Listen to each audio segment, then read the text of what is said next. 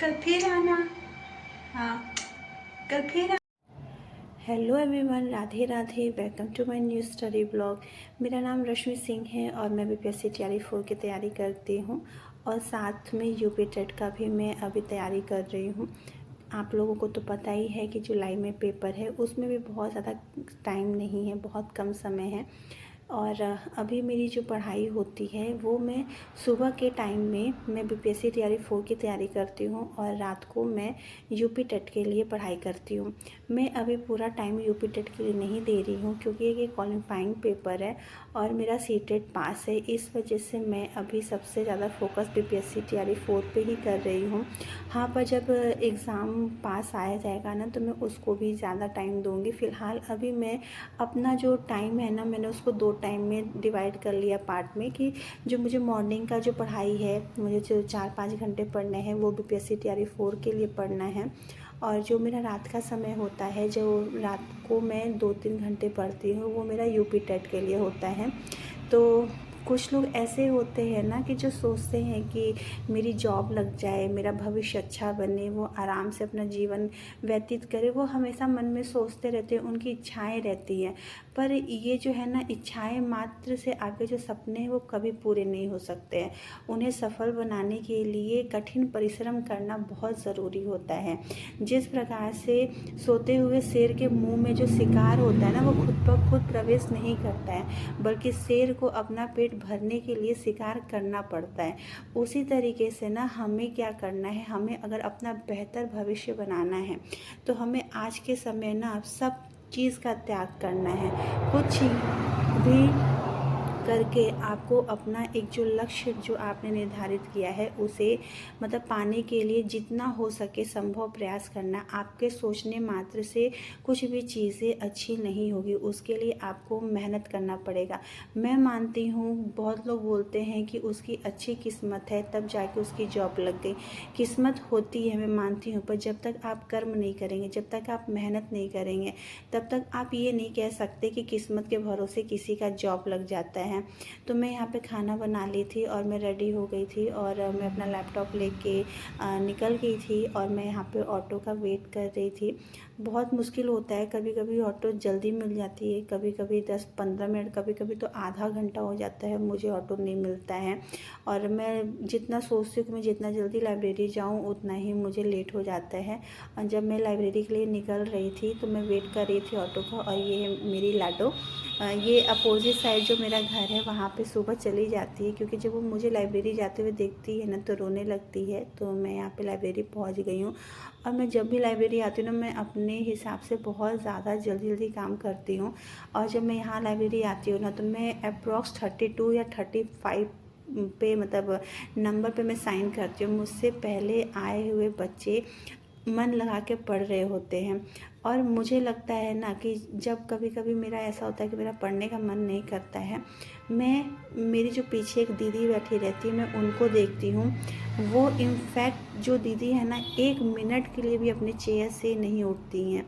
और मैं लगता है मेरे लिए कि मतलब 5 घंटे 6 घंटे एक जगह बैठना, एक बार भी नहीं हिलना, बहुत ज़्यादा मतलब कंसिस्टेंसी से वो पढ़ाई करती है। और कभी कभी ऐसा लगता है कि मैं तो 10 मिनट के लिए ब्रेक ले लेती हूँ या फिर 5 मिनट का ब्रेक ले लेती हूँ, पर वो दीदी इतना पढ़ती हैं, उनको देख के मुझे मोटिवेशन आता है कि मतलब ये इतना मेहनत कर रही हैं। और मुझे लगता है कि मैं 2 घंटे के बाद या 1 घंटे के बाद 5 मिनट का तो ब्रेक ले ही सकती हूँ। उनको देख के मुझे मोटिवेशन आता है। और लाइब्रेरी का माहौल इतना अच्छा होता है कि जब कभी आपका पढ़ने का मन नहीं होता है और आप जब सबको देखते हैं ना पढ़ते हुए, तो खुद ब खुद पढ़ने का आपका मन करने लगता है। तो आज मैं सबसे पहले जब लाइब्रेरी गई थी तो मैं यहाँ पे, कल मैंने इसका थियोरी पढ़ा था समास का, तो आज मैं उसी से रिलेटेड पीवाईक्यू क्वेश्चन लगा रही हूँ। मैंने आदित्य पब्लिकेशन जो हिंदी व्याकरण की बुक है उससे मैंने 243 क्वेश्चन पूरे टोटल दिए थे, उसमें मैंने वो सॉल्व कर लिया था। और उसके साथ ही मैं यूनिवर्सल बुक एक आती है जो मेरे पास नहीं है, इस वजह से मैं यूट्यूब से देख के ही अप्रॉक्स 100 क्वेश्चन मैंने लगा लिया था। आप लोग मुझे कमेंट में बताइएगा कि जो चंद्रमुखी होता है इसमें कौन सा समास है, कर्मधारय समास है कि बहुव्रीहि समास है। क्योंकि जब मैं ये क्वेश्चन कर रही थी ना तो इसमें आयोग ने कर्मधारय समास को प्राथमिकता दी है, पर मुझे लगता है जहाँ तक चंद्रमुखी में बहुव्रीहि समास होना चाहिए। तो आप लोग कमेंट करके ज़रूर बताइएगा कि जो चंद्रमुखी है उसमें कौन सा समास होगा। तो मैं 2 घंटे व्याकरण पढ़ने के बाद मैं साहित्य पढ़ना स्टार्ट की। मैं अभी भक्ति काल पढ़ रही थी, जिसमें मेरा निर्गुण भक्ति तक कंप्लीट हो गया था, पर बहुत शायद 10 दिन हो चुका था और आदि काल का जो पार्ट था वो मेरा, मुझे ऐसा लग रहा था कि मुझे कुछ याद ही नहीं है। तो आज मैं फिर जो पीछे वाला आदि काल है जिसमें हिंदी साहित्य लेखन और आदि काल है, मैं उसको सरसरी नज़र से एक बार फिर से पढ़ रही थी कि मुझे कुछ चीज़ें याद ही नहीं थी। और मुझे लगता है कि आप आगे पढ़ते जाओ और पीछे क्या भूलते जाओ तो फिर पढ़ने का कोई मतलब नहीं बनता है। इस वजह से मैं आज जो मैं पढ़ी हुई थी मैं उसी को ही आज पढ़ रही थी दोबारा, आदिकाल। और हिंदी साहित्य का लेखन परंपरा जो है वो, जैसे कि सबसे पहले जो हिंदी साहित्य लिखा है वो ग्रासा दत्तासी ने लिखा है, फिर उसका जो बुक है उसको लक्ष्मी वार्णे जी जो हैं वो उसका हिंदी अनुवाद किए हैं। इसमें बहुत सारी मतलब अच्छी हैं कि आदिकाल को वीर गाथा काल रामचंद्र शुक्ल ने बोला है। बहुत सारे ऐसे इम्पोर्टेंट क्वेश्चंस है। और फिर मैं वापस 2 घंटे हिंदी पढ़ने के बाद मैं हिस्ट्री पढ़ने लगी। और ये जो मैं हिस्ट्री पढ़ रही हूँ वो है NCERT क्लास 8, क्योंकि क्लास 8 से 4 चैप्टर शायद हमें पढ़ने हैं और यहाँ से क्वेश्चंस एग्ज़ाम में ज़रूर देखने को मिलते हैं और सारे चैप्टर्स बहुत ज़्यादा इम्पॉर्टेंट है। मैंने इस पे एक वीडियो बना रखा है कि कौन कौन से चैप्टर हमें पढ़ना है, तो आप लोग वो वीडियो जाके देख सकते हैं। अगर आप चाहते हो कि मैं एक बार और वीडियो बनाऊं इस टॉपिक पे तो आप लोग कमेंट में ज़रूर बताना। मैं आपको फिर से पूरा डिटेल वीडियो बना के आपको बता दूंगी कि INM आपको कहाँ से पढ़ना चाहिए। तो जो मैं पढ़ती हूँ सारी चीज़ें NCERT से ही पढ़ती हूँ, इसके अलावा मैं कोई बुक फॉलो नहीं करती हूँ। और आज मुझे बहुत ज़्यादा सर में दर्द हो रहा था क्योंकि माइग्रेन का पेन बहुत ज़्यादा होता है और मैं आज लग रहा था कि 4 घंटे ही पढ़ पाई थी, क्योंकि बहुत ज़्यादा दर्द होने लगा ना, तो मैं दवा खा के आधे घंटे के लिए सो गई थी और उसके बाद दवा खाने के बाद भी ना सर में दर्द था ही।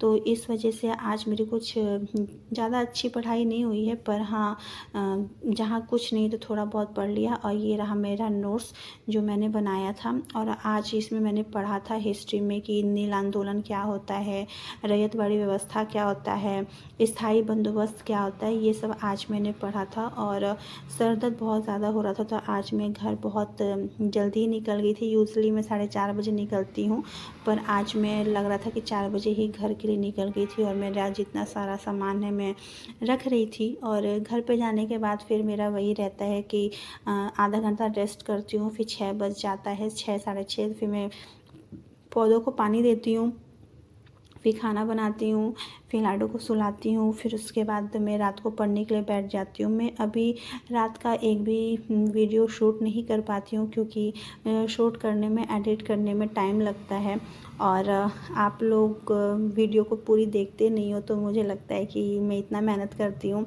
फिर भी लोग मेरी वीडियो को पसंद नहीं कर रहे हैं। पर उम्मीद करती हूँ कि आपको ये वीडियो अच्छी लगी होगी। अगर आपको ये वीडियो अच्छी लगी होगी तो आप लोग वीडियो को लाइक, शेयर, सब्सक्राइब कीजिएगा। और आप लोगों का कोई भी क्वेरी है तो कमेंट बॉक्स में लिखिएगा, मैं आपको इसका जवाब ज़रूर दूँगी। मिलेंगे अगले ब्लॉग में, तब तक के लिए राधे राधे, जय श्री कृष्णा। राधा बुआ को खाइए, किल्डर मत खाइए। पापा, पापा, मम्मा, मम्मा, दादी, ली, नानी, बोलो नानी, नानी, मम्मा, मम्मा, दाल भात खाइयो,